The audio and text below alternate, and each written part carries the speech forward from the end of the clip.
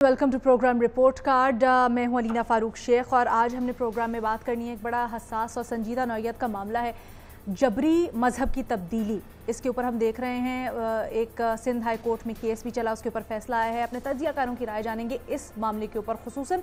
लेकिन सबसे पहले आगाज़ करते हैं कुछ सियासी मामला से, क्योंकि अयाज सादिक साहब ने जो कौमी असम्बली के फ्लोर पर बयान दिया उसकी बाज़गश्त अभी तक सुनाई दे रही है। और ना सिर्फ ये कि उसके ऊपर हुकूमती वज़रा बयान दे रहे हैं और कह रहे हैं कि हम आर्टिकल 6 के मुकदमे करवाएंगे, बल्कि ये मामला अब सड़कों पर आ गया है। लाहौर की सड़कों पर मॉल रोड, पहाड़ी के शिमला पहाड़ी के इर्द गिर्द NA 129 का हल्का बनता है, जो कि अयाज सादिक साहब का हल्का है। उसके इर्द गिर्द कुछ बैनर्स भी आवेज़ा किए गए हैं जिसमें लिखा हुआ है कि अयाज सादिक गद्दार वतन। अब इसके ऊपर अपने तज्जियाकारों की राय भी जानेंगे कि ये कहाँ से आए बैनर्स, क्या हो रहा है सब। इससे बढ़कर आज शेख रशीद साहब ने प्रेस कॉन्फ्रेंस की है और अयाज सादिक साहब पर उन्होंने खुलकर तनकीद की। सियासी जो कायदीन है, सियासी दर्जा हरारत जो बड़ा है, उसके ऊपर खुलकर तनकीद की और कहते हैं जी कि इंतशार की तरफ जा रही है सियासत और इंतशार से सियासी कुव्वतों को नुकसान उठाना पड़ेगा। कहते हैं कि बाज़ अकल के अंधों को अंदाज़ा नहीं है कि सियासत किस खतरनाक और नाजुक मरहले में दाखिल हो रही है। 90 दिन की उन्होंने डेडलाइन दी है। कहते हैं इसके बाद सब कुछ पता चल जाएगा, नतीजा निकलेगा कि क्या होने वाला है। तो हमने आज अपने एनालिस्ट से यही सवाल किया है कि ये जो सब कुछ खबरें आ रही हैं, मुलाकातों की खबरें आ रही हैं और सियासी दर्द बढ़ रहा है, तो क्या हमारे एनालिस्ट को लगता है ये ऊंट किस करवट बैठेगा, इसका नतीजा क्या निकलेगा? यानी बढ़ते हुए सियासी दर्जा हरारत में आगे क्या होने जा रहा है। ओपन ऑप्शन है हमारे तमाम एनालिस्ट के पास। पैन पर आज में ज्वाइन कर रही हैं बेनज़ीर शाह साहिबा, महमूद सरफराज साहिबा, मज़हर अब्बास साहब और इरशाद भट्टी साहब। इरशाद भट्टी साहब, आपसे गुफ्तगू का आज की आगाज़ करेंगे। शेख रशीद साहब ने 90 दिन 3 महीने की डेडलाइन दे दी है। कहते हैं कुछ कट्टी कट्टा निकलने जा रहा है, क्या निकलेगा? शदीद गम व गुस्से का इजहार। दूसरी जानिब कहते हैं अगर जमहूरियत को किसी हादसे से दो चार करना हो तो शौक से मुज़ाकरात के दरवाजे बंद कर। ये जो मैडम शेख आपने कट्टा कट्टी कहा है, ये तो शेख साहब जाने और पता नहीं अब कट्टी निकलती है कि कट्टा निकलता है कि क्या होता है, या कट्टा खुल जाता है, पंजाबी वाला कट्टा, या हाँ, या कट्टा खुल जाता। नहीं, कट्टे तो कई खुले हुए हैं इस वक्त। अच्छा। मैडम शेख, इस वक्त अगर आप चारों तरफ देखें तो कट्टे ही कट्टे भाग रहे हैं, खुले ही खुले भाग रहे हैं और कोई पता ही नहीं चलता कि ये मैं धूल ते कट्टे वाली बात कर रही हूँ, मट्टी धूल कट्टा। हाँ बिल्कुल बिल्कुल, आपकी 100% एग्री करता हूँ। अच्छा। कि ये अनफॉर्चुनेटली बदकिस्मती से दुखी दिल के साथ, बिलीव मी मैडम शेख, दुखी दिल के साथ कह रहा हूँ कि कट्टे खुले हुए हैं और कोई कट्टे बांध नहीं रहा। जिसको होता है कोई एक आध बंदा नजर आता है वो भी खोल देता है। अब बात ये है कि ये बिल्कुल ठीक है मैडम शेख, ये एक हकीकत बता रहा हूँ मैं, और ये मैं गली मोहल्लों में भी बता रहा हूँ, रिटायर्ड फौजियों की भी बता रहा हूँ, सर्विंग की भी बता रहा हूँ, सारों की बता रहा हूँ। सारे हर्ट फील कर रहे हैं, सारे दुखी हैं, सारों में गमो गुस्सा है, सारे ये एक फितरी अमल है, ये एक कुदरती अमल है। कैसे हो सकता है? अगर आप मिसाल के तौर पे इसी प्रोग्राम में बैठे हों, अगर कोई मुस्लिम लीगी बैठे हों और मैं कहूँ कि मरियम नवाज साहबा, नवाज शरीफ साहब डाकू हैं, चोर हैं, मुजरम हैं, तो क्या, और वो जो बंदे बैठे हुए हैं उनका मैं नाम लेकर कहूँ कि आप बड़े अच्छे लोग हैं, तो क्या वो अच्छा फील करेंगे? वो कहेंगे खुदा का खौफ करो यार, हमारी पार्टी के आप हेड्स को कह रहे हो कि वो बुरे हैं, वो डाकू हैं, वो चोर हैं, और आप कह रहे, और दूसरी तरफ हमें अच्छा कह रहे हो। पॉसिबल ही नहीं है, ये समझते ही नहीं है।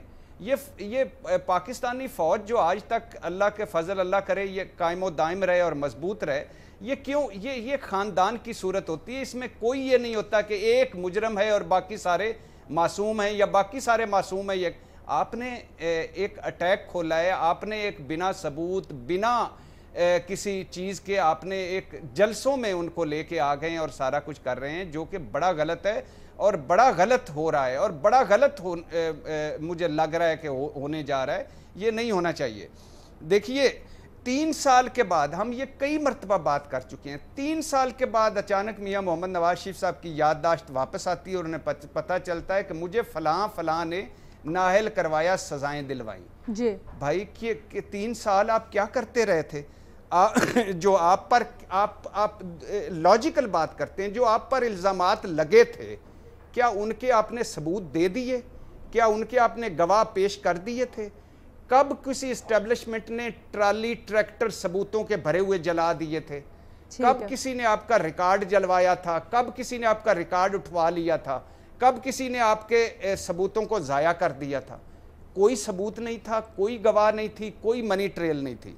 और आपने इन्हीं अदालतों के फैसलों पर मिठाइयाँ भी बांटी थी, ये भी कहा था हक सच की फतह हुई, ये भी कहा था कि आज सच जीत गया, ये भी कहा था आज़ाद अदलिया जिंदाबाद, जहां दूसरी तरफ आपने उन पर चढ़ाई भी की थी। तो यही अदालतें थी। ये चीफ जस्टिस, बाकी छोड़ें, गुलजार साहब चीफ जस्टिस हैं, काबिल एहतराम। ये जस्टिस खोसा साहब के साथ वो 2 जज थे जिन्होंने पहले फैसले में ही नवाज शरीफ साहब को नायल कर दिया था, कहा कि इनको घर चले जाना चाहिए। साहब, ये तो मजीद सबूतों की कोई जरूरत नहीं। अब आगे चलें, ये बताएं, ये जो हालात जिस तरफ जा रहे हैं आगे कैसे देखते हैं इसका एंड शो? मैं उसी तरफ आ रहा था। ये हो गया। अच्छा, दूसरा बात है कि कितने छोड़ दें सुप्रीम कोर्ट में कितने सबूत, अदालतों में कितने सबूत दिए। फिर दूसरी बात यह कि आपने कहा कि हमें इलेक्शन में हरवाया गया। कितने सबूत सुप्रीम कोर्ट में आप लेके आए, कितने सबूत इलेक्शन ट्रिब्यूनल्स में आप लेके आए, कितने सबूत आप धांधली कमेटी में लेके आए? आपने असम्बलियों का बाईकाट क्यों नहीं किया 2.5 साल पहले? आप उस जाली असम्बलियों में बैठे क्यों थे? ये अचानक क्या हुआ है? 7 सितंबर के बाद क्या हुआ, ये मैं बार बार पूछ रहा हूं। फिर कहता हूं मैं, आल बचाओ माल बचाओ खाल बचाओ प्रोग्राम तो नहीं था कि जिसमें आप कासद नाकाम हो गए, जिसमें सारे कुछ सब फेल हो गया, तो फिर आपने ये अलमे बगावत बुलंद कर दिया। खैर, अच्छा, अब आ गए हैं कि बात ये है कि दूसरा जो बयान है अयाज सादिक साहब का, ये मैडम शेख, इस पे आज इसको दूसरे एंगल से मैं 2-4 जुमले बोल के आपके सवाल पे आता हूं कि ये इन कैमरा ब्रीफिंग थी। इन कैमरा ब्रीफिंग में होता है मुल्की राज के आप अमीन होते हैं। फर्ज कर ले कोई बंदा घबराया हुआ था, फर्ज कर ले कोई बंदा परेशान था कि जंग हो सकती है, हमला हो सकता है, तो ये अकलमंदी की बात नहीं थी। कोई भारत बैठा हुआ था सामने, ठीक है, कोई आपके दुश्मन बैठे हुए थे, आपस में बैठे हुए थे ना, हर एंगल पे डिस्कस कर रहे थे।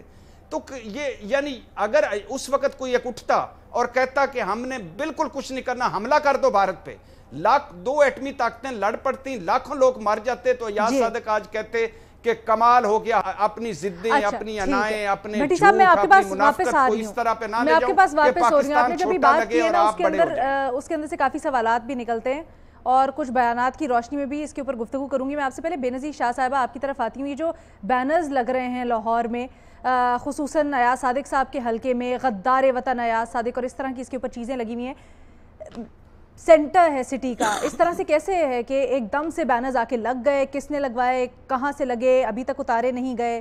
कुछ इंसाइट है क्या आपके पास इससे मुतल्लिक? अलीना, मेरी आज जो डायरेक्टर है PHA के, उनसे बात हो रही थी। अच्छा, PHA के हदूद में आता है ये, उनसे इजाज़त लिए बगैर आप लाहौर में कहीं भी कोई बैनर, कोई एडवर्टीजमेंट नहीं लगा सकते। उनसे आप इजाज़त लेते हैं, उनको आप दिखाते हैं, वो अप्रूवल देते हैं और फिर लगता है। तो मेरी जब डायरेक्टर PHA से आज बात हो रही थी तो मैंने उनसे पूछा कि ये सुबह सुबह अचानक पोस्टर लग गए, तो ये किसने लगाए? तो उन्होंने कहा मुझे तो नहीं पता।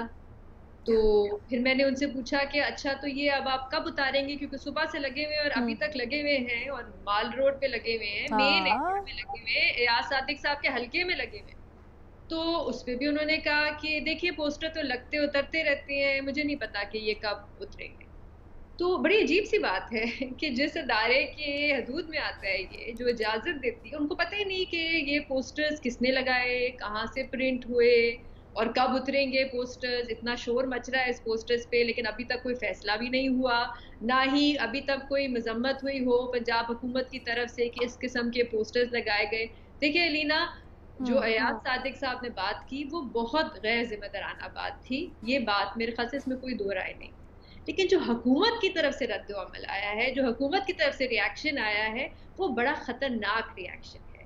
आप रोज़ प्रेस कॉन्फ्रेंसेस करते हैं जिसमें आप अयाज सादिक साहब को गद्दार कहते हैं, FIR दर्ज कराने की बातें हो रही हैं, आर्टिकल 6 के तहत FIR दर्ज कराने की और मुकदमा चलाने की बातें हो रही हैं।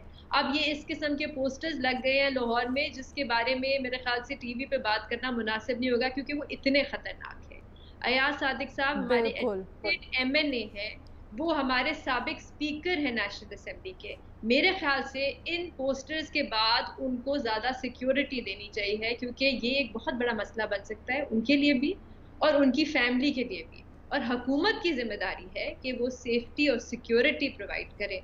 तो ये इसलिए ये बहुत एक खतरनाक टेरिटरी में हम जा रहे हैं, जो ये आज पोस्टर्स हैं और किसी को पता ही नहीं, अचानक से ये लग जाते हैं। अच्छा, लाहौर में सेफ सिटी कैमरास लगे हुए हैं, इस तरह के जब वाकयात होते हैं तो वो कैमरेज काम ही नहीं करते, ना किसी को पता होता है कि मतलब डायरेक्टर पीएचए को नहीं पता कि ये पोस्टर्स किसने लगाए या कहाँ से प्रिंट हुए, और सुबह से लगे हैं या रात से लगे, और अभी तक लगे हुए हैं। और अभी मैं शिबली फराज साहब की भी प्रेस कॉन्फ्रेंस देख रही थी, वो भी इसकी कर सकते थे कि इस तरह के पोस्टर्स नहीं लगने चाहिए थे, या अगर किसी ने भी प्राइवेट सिटीजन ने जाके लगा दिए, वैसे ऐसा होता नहीं है, आपको हाँ।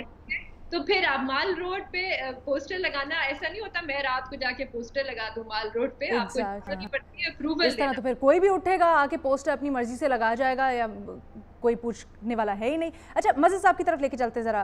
मज़ीद साहब, आप किस तरफ देख रहे हैं इस मामले को जाता हुआ? जैसे भट्टी साहब ने बड़ी सबूतों की बात की और मुख्तलिफ पैराए में की, लेकिन दूसरी जानिब अगर सबूत की बात करें तो जो गद्दारी के इल्ज़ामात लगाए जा रहे हैं उसके भी तो फिर कुछ सबूत अगर हैं तो पेश करने चाहिए। बड़ा संगीन नौइयत का इल्ज़ाम है ये। देखिए, जा तो हम सियासी इंतशार की तरफ रहे हैं और ये इंतशार जब फैलता है तो फिर ये कोई भी शक्ल इख्तियार कर सकता है। ये बात तो तय है कि हम इंतशार की तरफ जा रहे हैं। अब ये जो चीज़ है ये एक खास अंदाज में एक बयानिए को बिल्ड किया जा रहा है और जिसके रोड मैप का इशारा शिबली फराज साहब ने आज दिया है। आज तो उन्होंने नई पार्टियां अनाउंस कर दी जो बनाने जा रहे हैं वो, कि मुस्लिम लीग ऐसा करें, मुस्लिम लीग पाकिस्तान बना लें, जिस तरह एमक्यूएम पाकिस्तान बनी थी। अब एमक्यूएम पाकिस्तान वाले जो इनके इत्तेहादियों जरा पूछें कि एमक्यूएम पाकिस्तान कैसे बनी थी। बिल्कुल इसी तरीके से जेयूआई के बारे में भी आज उन्होंने इज़हार ख्याल किया है। तो मुझे लग ये रहा है कि नई जमातें बनाने की तैयारी की जा रही है, नए ग्रुप बनाने की तैयारी की जा रही है।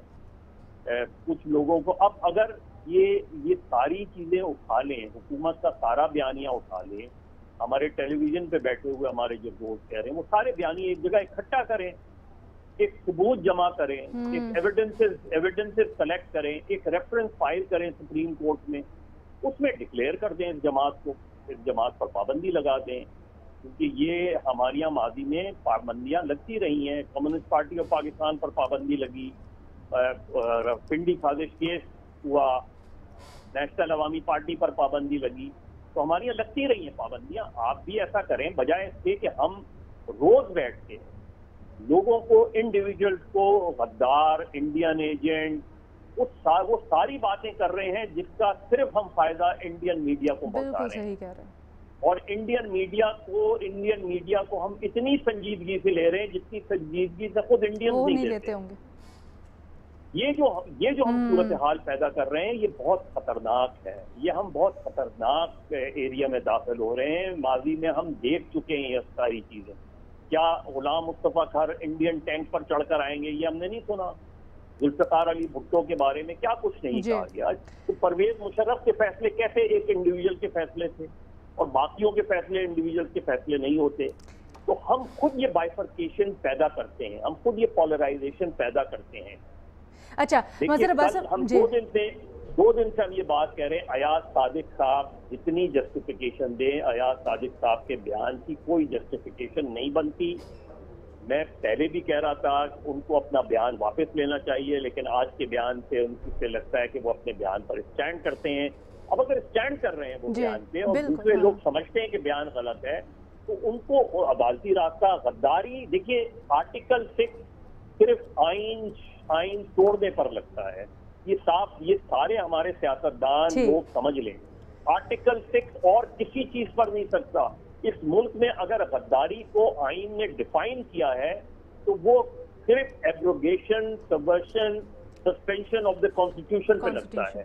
और चीज से आप बगावत के मुकदमा चलाएं। आप समझते हैं अयाज सादिक साहब ने बगावत की है, नवाज शरीफ साहब ने बगावत की है, तो फाइट करें, केस बनाएं, सजा दें, खत्म हो गई बात। बहस क्यों किए जा रहे हैं?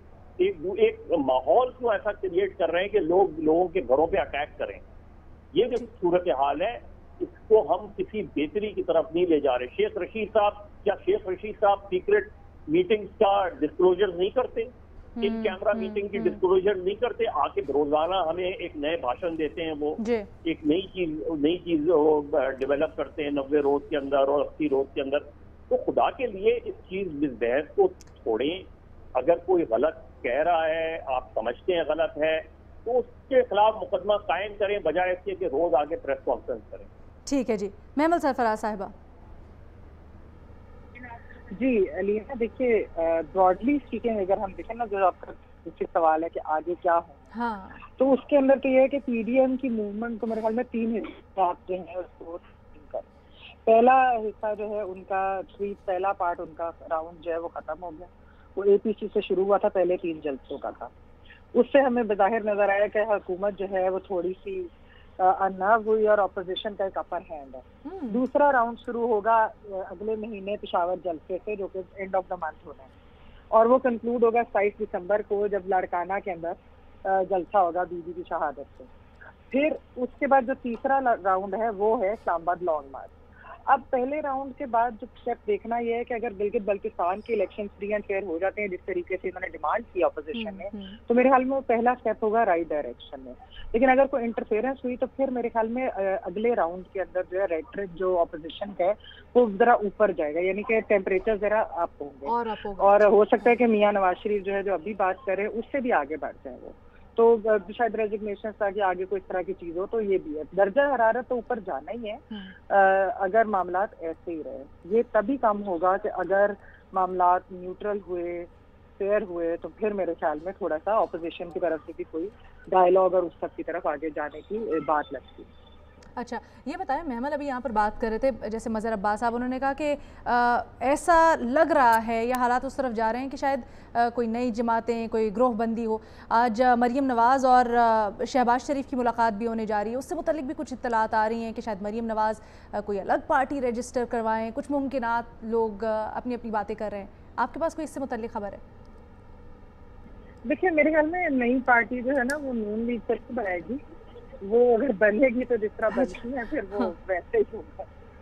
ठीक है, ठीक है। कहा जा रहा है कि एक चौथी पार्टी जो हमने सुना था कि एक और पार्टी जो है ना वो बनने की कोशिश, ये इवन हुकूमती सर्कल्स के कुछ लोगों ने बात की और नून लीग के भी कुछ लोगों ने बात की कि शायद एक और जमात बन रही है, क्योंकि अगर ये इधर जो अभी चल रहा है शायद। तो क्या बातें हो रही है, वो जमात किसके अंडर होगी? क्या मरियम नवाज उसको लीड करेंगी और माइनस नवाज शरीफ हो जाएंगे?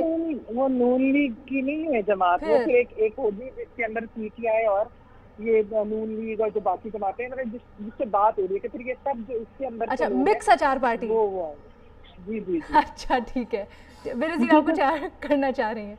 देखिए यहाँ पे ये बात भी करना बहुत ज़रूरी है कि ये जो अपोजिशन जमातें होती हैं ये लॉन्ग मार्च या एहतजाज करती क्यों है? ये इसलिए करती हैं क्योंकि ये एक बड़ा कामयाब मॉडल होता है। अगर ये कामयाब मॉडल ना होता तो पीटीआई नून लीग की हुकूमत के ख़िलाफ़ ना करती, पीपल्स पार्टी नून लीग की हुकूमत के ख़िलाफ़ ना करती। ये बड़ा एक सक्सेसफुल मॉडल इसलिए बन गया है कि इससे हुकूमतें घर तो नहीं जाती लेकिन कमज़ोर ज़रूर होती हैं, और ख़ास तौर पे एक ऐसी हुकूमत जो अभी आपको नज़र आ रहा है कि एक बड़ा फाशिस्ट माइंडसेट है यहाँ पे। और यहाँ पे ये बात भी करना ज़रूरी है जो हमें आज वैसे करनी चाहिए थी। आज इमरान खान साहब का एक आया है एक जर्मन अखबार में, जिसमें अगर आप वो पढ़े, मुझे तो बड़ी हैरानी हुई उसमें कुछ चीज़ें पढ़ के, जो उन्होंने मीडिया के बारे में बात की, फ्रीडम ऑफ मीडिया के बारे में।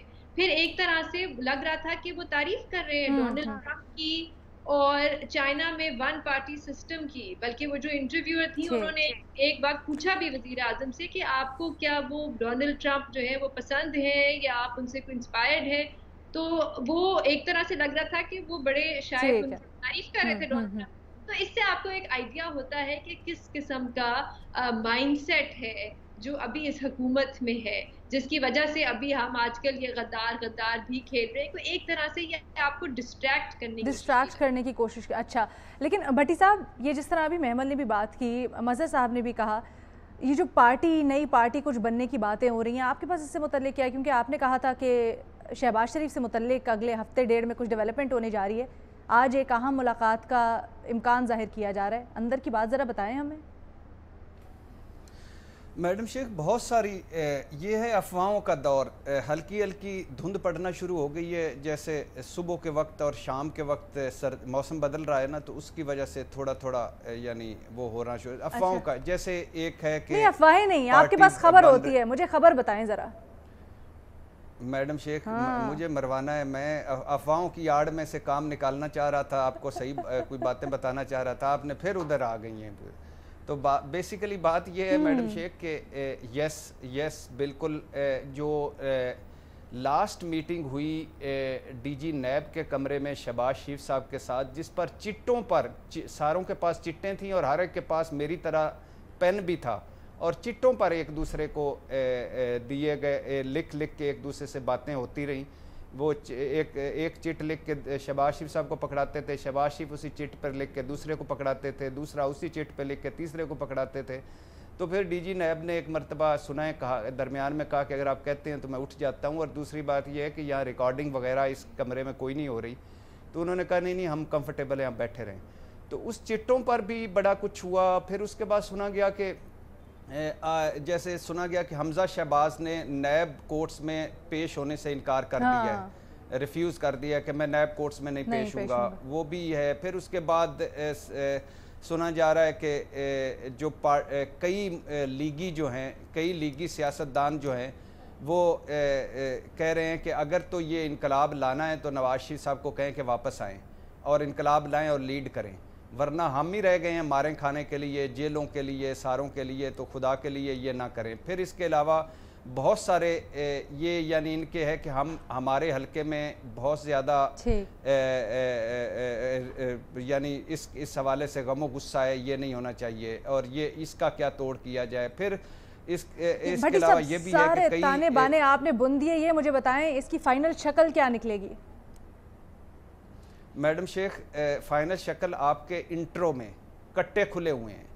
अब कट्टे और कटियां जो खुल के तो भाग रहे हैं। अब इसको थोड़ा सा ये धूड़ मट्टी जो आपने कहा था उड़ी हुई है ना, थोड़ा सा बैठने दें। अच्छा। थोड़ा सा बैठने दें, चीज़ें सारी बड़ी वाजे हो जाएंगी। लेकिन बात मेरी वही बात है कि वो अल्लाह के नाम पे पाकिस्तान सबसे बड़ा है इस मुल्क के। अगर सारों के पास राज होंगे, सब राजों से भरे हुए होंगे, लेकिन प्लीज़ अल्लाह के नाम पे कोई पार्टी भी, कोई धड़ा भी, कोई शख्स भी ऐसा राज ना सामने आए कि जिससे दुश्मन खुश हो और जिससे मेरे मुल्क पे हरफ आए। अच्छा। हम अल्लाह के फजल से एक बहुत बहादुर कौम है, हम अल्लाह के फजल से बहुत यानी बर्दाश्त वाली कौम है, इस मुश्किल से भी निकल जाएंगे। मगर ये है कि चले फिर भट्टी साहब मुझे एक ब्रेक लेने दें, वरना मैंने फिर आपसे पूछ लेना है वो 7 सितंबर जिसका आप हवाला दे रहे थे, आप बताते हैं हमें कुछ नहीं है। एक छोटा सा ब्रेक लेते हैं, उसके बाद बड़े अहम इशू पे हमने बात करनी है।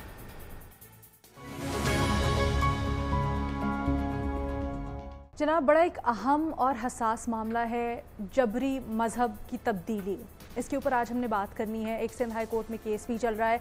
हुआ कुछ यूँ कि आरजू फातिमा एक लड़की है और उसके ऊपर ये कहा जा रहा था, इनिशियली गो के फैसला आया है, लेकिन इनिशियली ये कहा जा रहा था कि उसको फोर्सफुली ईसाईयत से मुसलमान किया गया और उसके बाद शादी की गई है।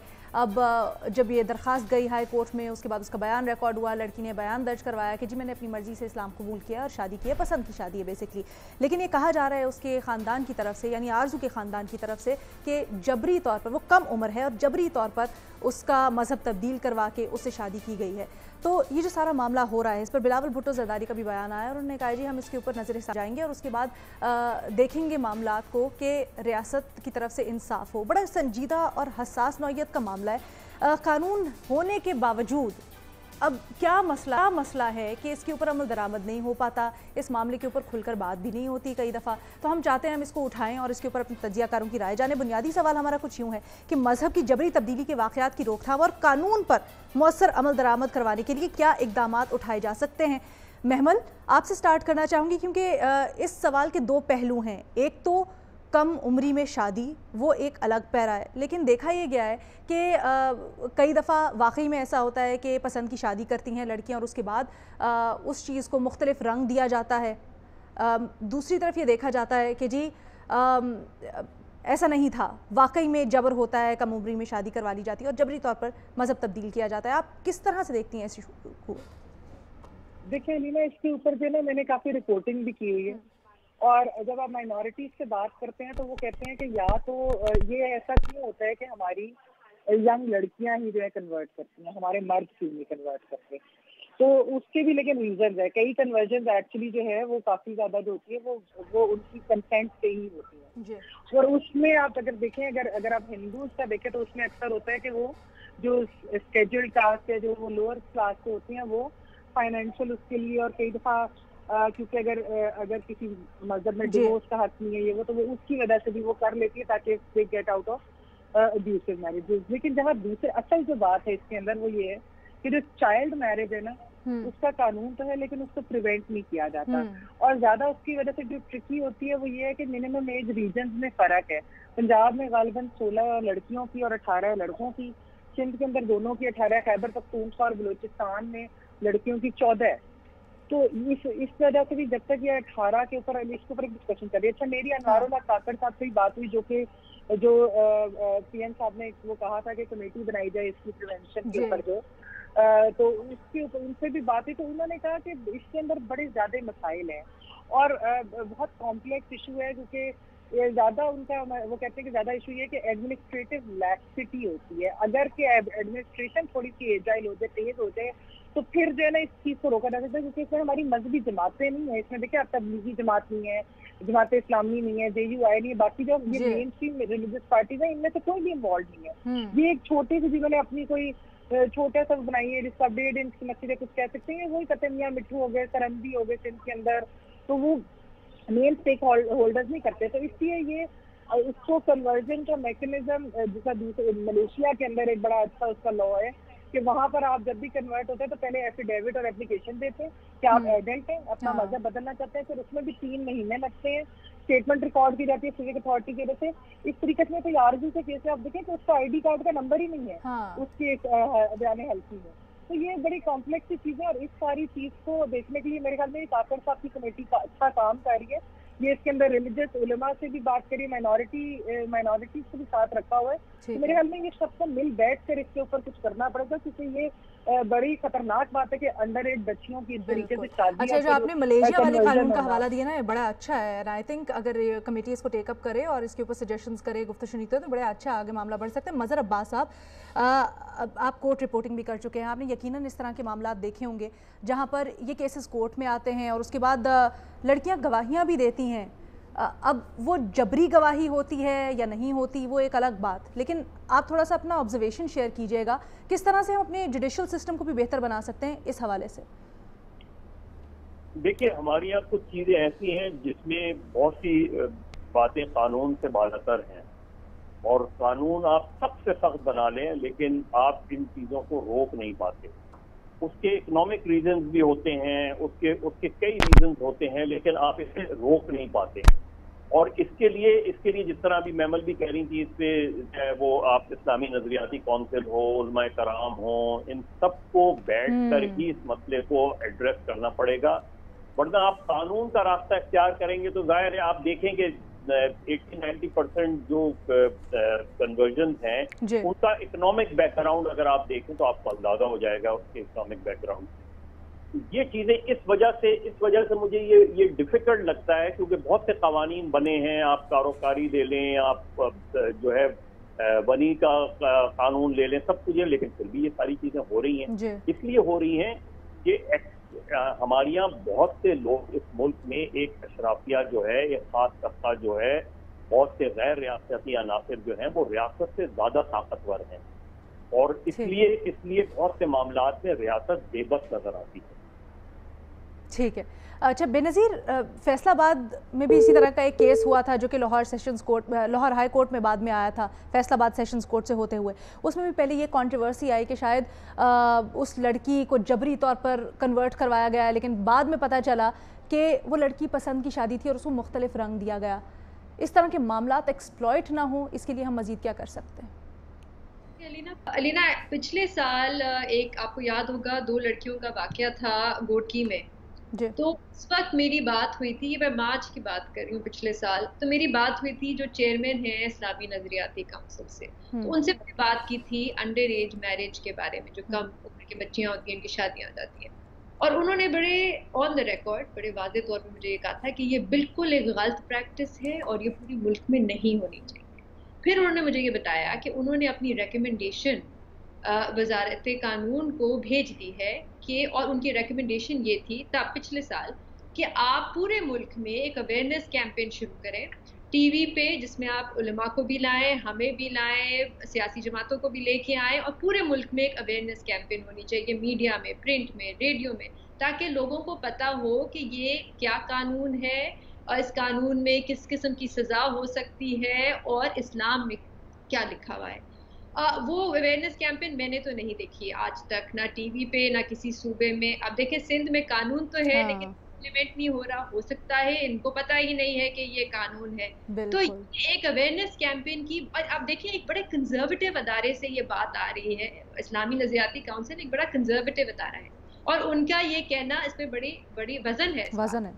उसको वो इस्तेमाल कर सकते थे और एक अवेयरनेस कैंपेन शुरू कर सकते थे और अभी भी कर सकते हैं। तो एक तो आपको अवेयरनेस कैंपेन की जरूरत है। दूसरी चीज, जैसे अभी मेमल भी बात करी थी, कि एक यूनिफॉर्म कानून होना चाहिए पूरे मुल्क में। अब खैबर पख्तूनख्वा में एक और कानून है, बलूचिस्तान में एक और कानून है, सिंध में कुछ और है, पंजाब में कुछ और है।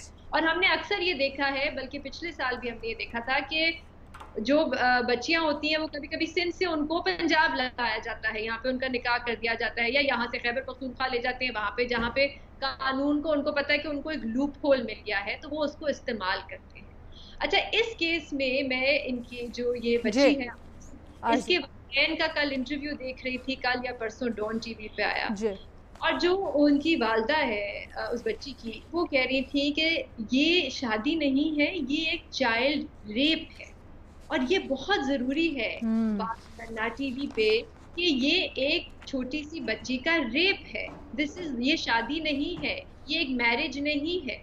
और एक माँ, मतलब मुझे तो शर्म आनी चाहिए वैसे हमारी पूरे माशरे को, कि एक माँ टीवी पे बैठ के अपनी बच्ची के रेप की बात कर रही थी और वो पूछ रही थी कि आप मुझे बताएं कि कौन सा मजहब है जहाँ पे एक माँ अपनी बच्ची से नहीं मिल सकती, या एक माँ को अपनी बच्ची से मिलने से रोकता है। तो ये दो चीजें करना बहुत जरूरी है। एक तो आपने अवेयरनेस कैंपेन बनानी है, और हम एक सिग्नेटरी हैं इंटरनेशनल ट्रीटीज के, जो ये कहता है कि एक बच्ची की डेफिनेशन होती है कि उसकी 18 साल से कम उम्र होती है। तो हम ये कानून क्यों नहीं ला सकते? अच्छा, ये यहाँ पर यही चीज़ है। मैं भट्टी साहब की तरफ लेके जाना चाहती हूँ। बिल्कुल सही आपने निशान देखी। भट्टी साहब, human rights commission of Pakistan भी कह रही है कि जी शवाहिद बताते वो कम उम्र है बच्ची, लेकिन उसके बाद फिर भी उसकी जबरी तौर पर मजहब तब्दीली, बाकी सब, खैर कोर्ट का फैसला आया, नजर सानी में जाएंगे। आप इस मामले को किस तरह देखते हैं?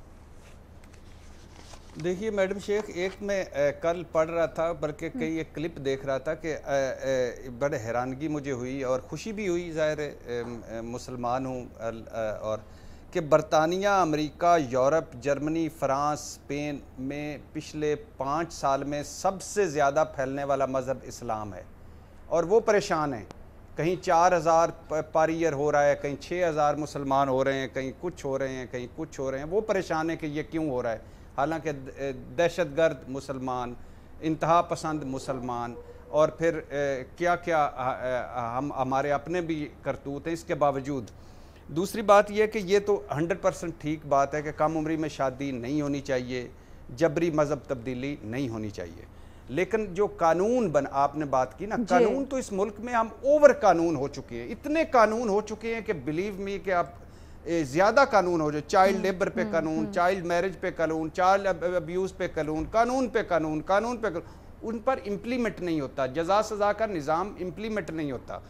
अब ये एक तरफ ये है कि ये 13 साल जो आरजू है, आरजू राजा या आरजू, ये एक तरफ है कि जबरी है, दूसरी तरफ वो दे रही हैं कि मैंने पसंद से शादी की। इसी तरह एक साल में पिछले जो एक सर्वे, वो तहकीकी रिपोर्ट आई थी, सर्वे तो छोड़े खैर, कि 50 ख़वातीन जो हैं उनकी जबरी तब्दील करवाया गया मज़हब, लेकिन उनमें से 25 ख़वातीन ने जो बालिग थी उन्होंने आके कहा कि हमने तो पसंद की शादी की। इसी तरह जगजीत कौर है और महक कुमारी है, ये दारुल अमान में है, उन्होंने पसंद की शादी की। शर्मिती मेघवाड़ जो वो एक खातून थी, वो 18 महीने से लापता हुई, वो मिली तो पता चला ये जबरी शादी थी। तो अब इसमें कौमी अकलीती कमीशन भी है, जिसका वो चेला राम केलानी साहब हैं। ये कौमी अकलीती कमीशन का काम ही ये था कि इनको तहफ़्फ़ुज़ देना और वगैरह वगैरह। इंसानी हकूक़ कमीशन भी है, अदालतें भी हैं, इस्लामी नज़रियाती कौंसल भी है, इसके अलावा 4 सूबों की अपनी हुकूमतें भी हैं, अदालतें। अब इसमें क्या किया जाए, यानी कोई हो पॉसिबल तो अब ये क्या क्या करना चाहिए, ये एक है। और इसमें कोई शक नहीं कि कम उम्री में नहीं होनी चाहिए और जबरी तौर पर नहीं होनी चाहिए, लेकिन हम इस सारे को मिक्स कर देते हैं। जो पसंद की करता है वो भी जबरी कहलाता है, जो जबरी करता है उसको पसंद की कह देते हैं। यानी ये अजीबोगरीब सी इसमें सियासत भी होती है। इसीलिए आप लोगों की तरफ से सजेशंस लेना चाह रही थी, क्योंकि मामला इतना उलझा हुआ और कॉम्प्लिकेटेड है कि हमें इसके ऊपर बड़ी थरो डिस्कशन चाहिए होगी। जनाब, तो इसी नोट के ऊपर हम साइन ऑफ करते हैं। आज प्रोग्राम में वक्त खत्म हो गया, लेकिन इसको बार बार उठाते रहेंगे ताकि हम किसी कंक्लूजन की तरफ पहुँच सकें कि कहाँ से हम वो एक बेहतरी के सिरे को पकड़ें और वहाँ से आगाज़ करें। परसों मुलाकात होगी।